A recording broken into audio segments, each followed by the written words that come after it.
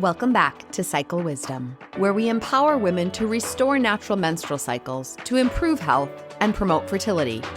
I'm your host, Dr. Monica Minjeur, and I'm so glad you're listening today. What if surgery to remove your uterus solves one problem, but leaves you with a dozen new questions? Do I still have hormones? Can I still ovulate? Should I take estrogen or progesterone?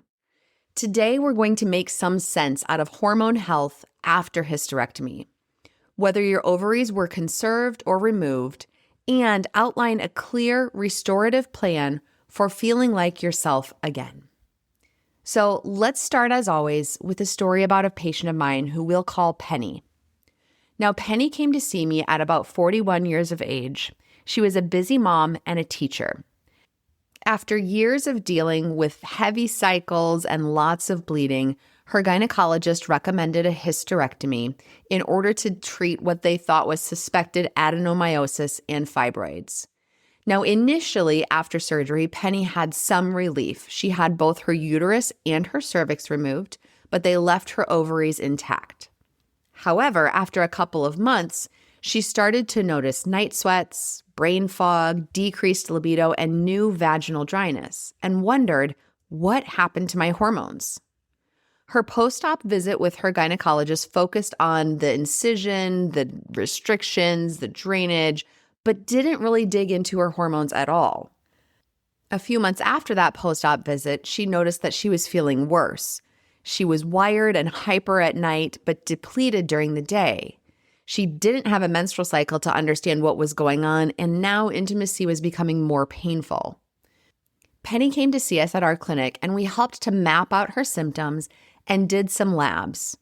We showed that her ovulation levels were consistent with ovarian function, meaning they were still firing how they were supposed to, but she had significant fluctuations in her estrogen levels, and her luteal phase progesterone was low even when timed with our presumed signs of ovulation. She had symptoms that were suggested of genitourinary syndrome of menopause, otherwise known as GSM, despite having labs that did not show that she was yet into menopause. So we built out a plan for Penny, including oral progesterone, local vaginal estrogen, as well as systemic estrogen, and worked to restore her pelvic floor with referring her on to physical therapy. Within a few cycles, Penny noted that her sleep had improved, her vaginal dryness had improved, libido had increased, and her mood was much more stable. More importantly, we gave Penny the education she needed to understand what was going to happen next and what she needed to pay attention to know when something more dramatic had changed. So let's start off with a couple important pieces here, in that if you are somebody who still has your uterus, why it's not the best idea just to rush to hysterectomy. So many women feel like after they're done having babies, they just want the cycles to stop, to turn off, to quit being burdensome. And I'm here to tell you there are lots of things that we can do and look at first, and other options that don't include just removing your uterus in order to help with whatever symptoms it is that you may be experiencing. Part of the reason why we don't want to just rush to hysterectomy is that there are some potential long-term consequences and side effects that many women suffer from. For example, women that have a hysterectomy, especially at a younger age, less than 35, are at an increased risk for high cholesterol, high blood pressure, obesity, coronary artery disease, heart arrhythmias, and even stroke. Despite keeping your ovaries intact, many women after hysterectomy will go through early ovarian failure, which can mean an earlier onset of other menopausal symptoms like hot flashes, irritability, moodiness, and vaginal dryness. Many women with a hysterectomy also suffer from pelvic floor disorders, whether that's prolapse of the vagina or of the rectum, urinary incontinence, and regardless of whether the cervix is kept intact or not, many women still have dysfunction of their pelvic floor. We also know that long-term studies show increased risks of cognitive impairment and dementia, especially if your ovaries are removed, increased risks of osteoporosis, and issues with sexual function, especially if you've had your ovaries removed. Now, this is not to say you're for sure going to get all of these symptoms, but I also want people to understand that it's not just as simple as just removing the uterus. These things come with potential long-term side effects that you can't just reverse. In addition to the fact that a hysterectomy is considered a higher risk surgery. It is not without risk. Most of the times a hysterectomy is very, very safe, but there are potential things to consider here. Now, maybe you've already had a hysterectomy, and that's the primary focus that I want to talk about today, because there are some situations where a hysterectomy is warranted or required, or maybe this has already been done before you had the discussion knowing what else could be done. So let's start with a few terms in general so that we can all be on the same page about what we're talking about. The other piece here is that I want you to make sure that you understand, if you've had a hysterectomy, which of your parts are still present. So, for example, a partial hysterectomy oftentimes will mean that your uterus is removed, but you still have your cervix, which is kind of the end part of the uterus itself. So this can also be called a supracervical hysterectomy. A total hysterectomy generally means that your uterus and your cervix were removed. And then if you also have had done a bilateral salpingo-oophorectomy, that means your ovaries and your tubes were removed. Salpingo is just the tubes. So if you've had a salpingectomy, that means that the tubes were removed. If you've just had an oophorectomy, that means that just your ovaries were removed. Now, it typically would happen that if you had your uterus removed and your ovaries removed, they would not leave your fallopian tubes present. The only time that we typically will see tubes that are left is if your ovaries are also left in place. But most often, when your uterus is removed, the tubes are removed with them. So, all that to say, if you aren't sure which pieces and parts you have left, go back and check your operative notes, ask your surgeon so that you can understand which pieces and parts you still have present. So, a key principle here and why this makes a difference is that your uterus does not produce hormones. Your ovaries do. So if your ovaries stayed intact, you will still make estrogen, progesterone, and testosterone levels to varying degrees, and you may still actually ovulate on a regular basis. You just don't have the monthly bleed in order to realize that that's what's happening. If you had your ovaries removed, you typically will enter surgical menopause immediately, with a drop-off on estrogen, progesterone, and androgen levels, and this is typically more impactful of symptoms like sleep, mood, libido, brain, heart, bone, and urogenital health. Now, even if you have your ovaries present, you can still have symptoms. They may just be much less severe. So what we typically find is that stress, sleep loss can temporarily blunt or impair ovulation from happening, which can then impair that luteal phase, which would normally be from the time you ovulate until your next bleed starts. Loss of that menstrual bleed obviously makes it more difficult for you to understand where exactly you are in your cycle, but there are still ways that we can track what's going on, whether that's a urinary LH surge, whether that's a temperature spike. And in some women, they still will identify signs and symptoms based on pain or discomfort if that was something that they previously had noticed. And most commonly, we want to pay attention to localized estrogen deficiency. So even if your labs show that you have normal blood levels of estrogen or that you're not in menopausal range, the shift of estrogen in the vaginal tissues can occur, which can lead to problems as far as sexual dysfunction, pain, discomfort, and also the pelvic floor can have issues because we've had surgery, which can lead to scar tissue, muscle guarding, adhesions, and all of these things are really important to understand that they can be longer-term symptoms. So, what do we do and how can this look differently if you are suffering from any of these symptoms of post-hysterectomy syndrome? Now, I'm going to start with talking about if you still have your ovaries. So if you did not have an oophorectomy. So we can still map ovulation. Again, as I mentioned, looking at LH surges, looking at lab testing. We can oftentimes confirm ovulation with a progesterone level done to assess the strength of that luteal phase as well as the strength of ovulation that occurred. We also will start with our basic lab panel to check all of the hormone levels, and then we will decide what makes the most sense for you from a treatment standpoint, depending upon your symptoms and your labs. So for example, we oftentimes will utilize cyclical bioidentical progesterone after ovulation if we find that your ovulation function was weak or progesterone levels are low. Treating with progesterone can often help to improve your sleep, your mood, and your libido. If your primary symptoms are that genitourinary syndrome of menopause, dryness, burning, increased tendency for urinary tract infections, even with a normal estrogen level, localized vaginal estrogen can be useful. On the flip side, we will utilize systemic estrogen, meaning estrogen that goes to your whole body, especially if you have low estrogen levels or if you're having symptoms of hot flashes, mood swings, or if there's any concern for bone density. Now, typically, if that's the case, we are always recommending, again, topical estrogen, whether that's a patch, whether that's a topical cream, because there are generally less side effects from the topical estrogen. If you are struggling with any problems as far as pain with intercourse, pelvic pain, urinary incontinence, we're always going to refer you to a pelvic floor physical therapist to talk through all of those structural issues and help to regain the tone that your muscles in the pelvic floor need. And then finally, if you are struggling with any sort of nutrient deficiency, we will always talk about getting enough protein for healing, making sure your iron stores are repleted because many women have low iron if they've been suffering from long, prolonged times of bleeding.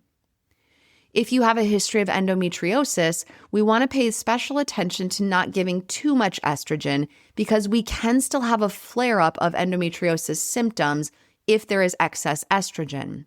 And this is another important point, is that if you have endometriosis and you have your uterus removed, you can still have all the same symptoms of endometriosis unless those endometriosis lesions were also removed.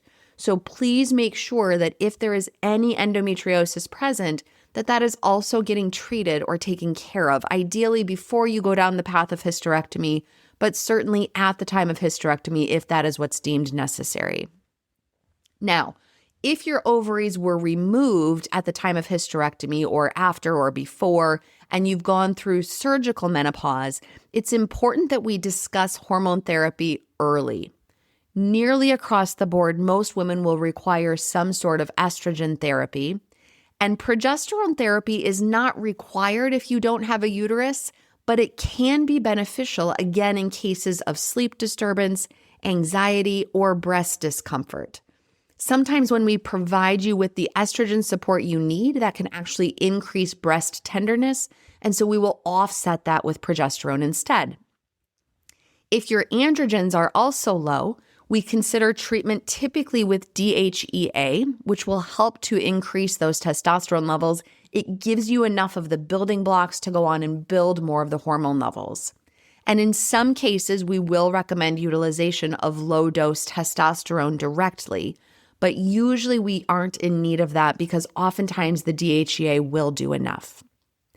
Again, similar to if you had your ovaries still present, we often will provide that localized vaginal estrogen cream to help with tissue health and prevention of urinary tract infections. This is across the board very well studied, and we find that we can actually save lives when we are treating with vaginal estrogen to prevent urinary tract infections, as it is one of the most common causes of debility, as well as leading to infections, sepsis, and death, especially in older women. So anything we can do to help prevent that earlier on is going to be helpful for you in the long run. If you had your ovaries removed, we also want to make sure that we are doing a baseline bone density test to evaluate if you have additional risk factors, making sure to optimize calcium, vitamin D, protein, as well as that resistance and strength training in order to help and offset any problems as far as bone density loss. Now, as always, we need to make sure that we're personalizing hormone therapy along with your medical history, family history, and considering non-hormonal supports if hormone therapy is not appropriate. So, for example, if you are somebody who has had a personal or close family member with an estrogen or progesterone responsive cancer, something like breast cancer, uterine, ovarian cancer, or if you have personally suffered from blood clots, heart disease, or stroke, or thyroid dysfunction, it is always incredibly important to make sure you are working with somebody who is knowledgeable in these nuances, because it is not a blanket statement that everybody should be on hormone therapy across the board. So let's talk about a couple of common challenges that we see. The most common thing that we run into with people that have had a hysterectomy is they're not sure when they ovulate or if they're even ovulating.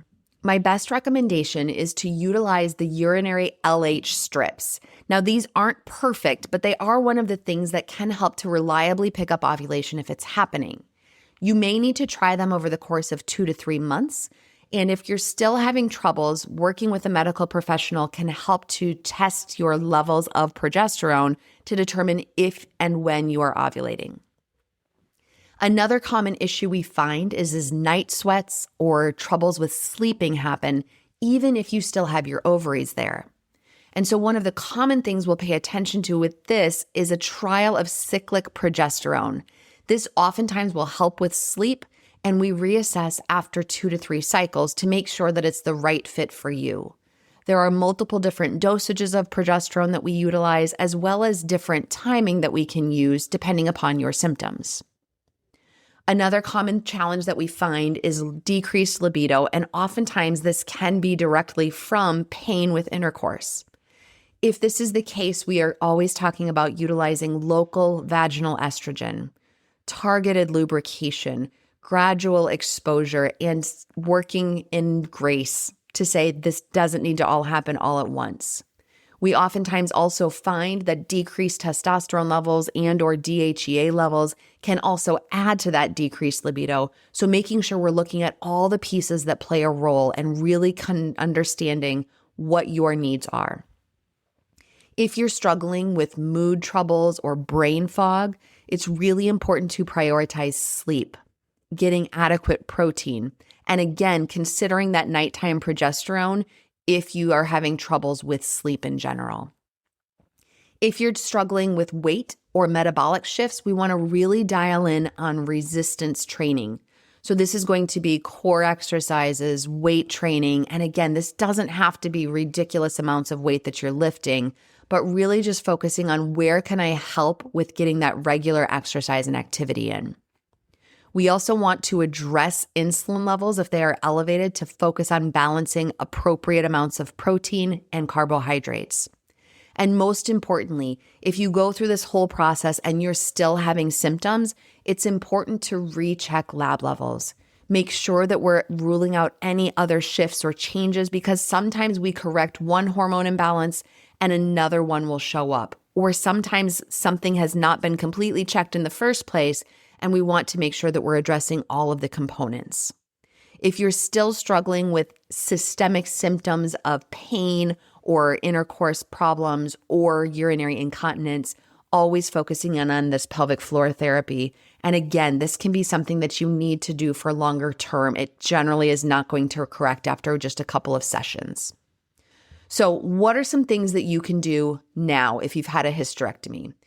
Number 1, if you are unsure of your surgical status and what pieces and parts you still have present, figure that out. That can be really impactful to guiding what your next step should be. If you are not sure if you're still ovulating and you still have your ovaries present, you can start with charting your cycles. LH strips, using a symptom diary to estimate your ovulation, even if you don't have a bleed, can help when it's time to order targeted labs and timing of your medications.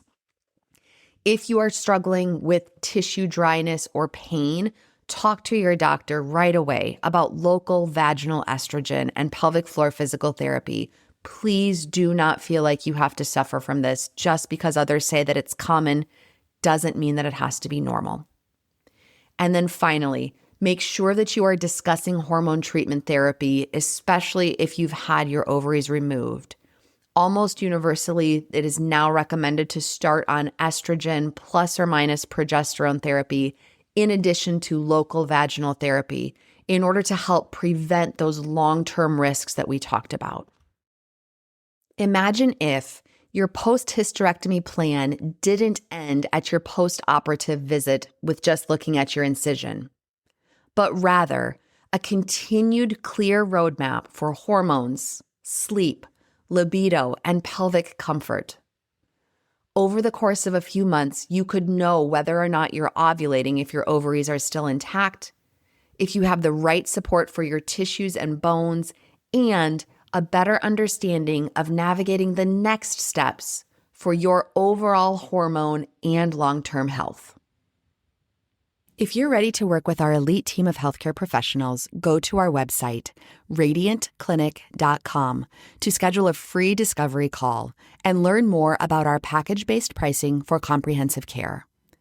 We are currently able to see people for in-person appointments in our Cedar Rapids, Iowa clinic, or can arrange for a telehealth visit if you live in many different states across the U.S. Check out our website for current states that we can serve medical clients, and let us know if your state is not listed to see if we can still cover you there as we are constantly expanding our reach. Please note that our fertility educators are able to take care of clients no matter where they live. Thank you so much for listening to this episode. Please share this podcast with someone in your life who would benefit from our services. Remember to subscribe to this podcast for more empowering content that I look forward to sharing with you on our next episode of Cycle Wisdom.